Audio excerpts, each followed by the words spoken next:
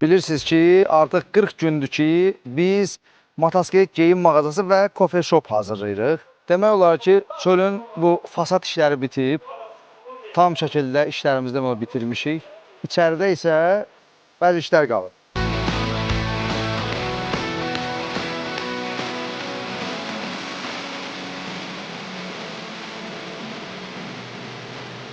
Sağ nətər gedişdir? Şükür, hal-hazırda layihəmizin inşallah son tamamlama işləri gedir. Burada kofe aparatımız, qəşəng. Burada hər şey burada olacaq. Gələrsən buradan kofe alıb qalxasan yuxarı. Burada kasklarımız olacaq.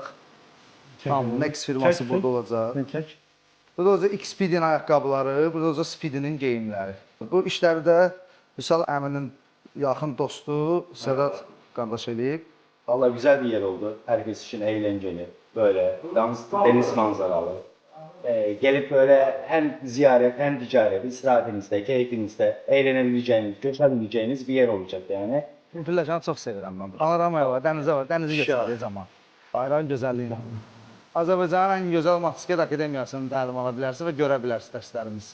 Bundan sonra bizim neçə günə ehtiyacımız var ki, buranın açılışını eləyək. Tam otido, maksimum 7-10 gün. Maksimum.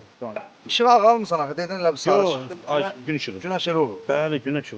Günəş sarı olmur, sarı. Elə günəş yox, ha çiğ. Ha güzələm, Sədat abi de gün ışığı deyil axı o. Abi ben deme. Ben Alturan çalsın ben öyle bir şey deme. Torba çıxmayı da bilirsən, ha? Dur, ikini qoyub nədir sındıracam? Abi sən bax sap sarı işıqdır bu. Sən aldığın bundandır.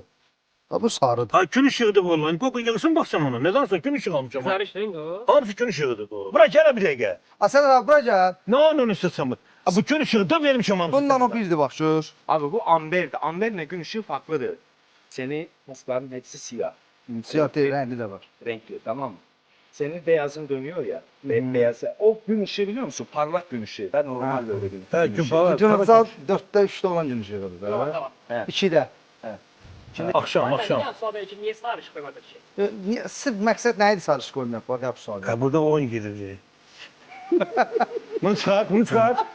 Sen de yine odun yandırdın. Odun kim yandırdın özünü? Suat diye buna veririm saç verir. Ne değil ya?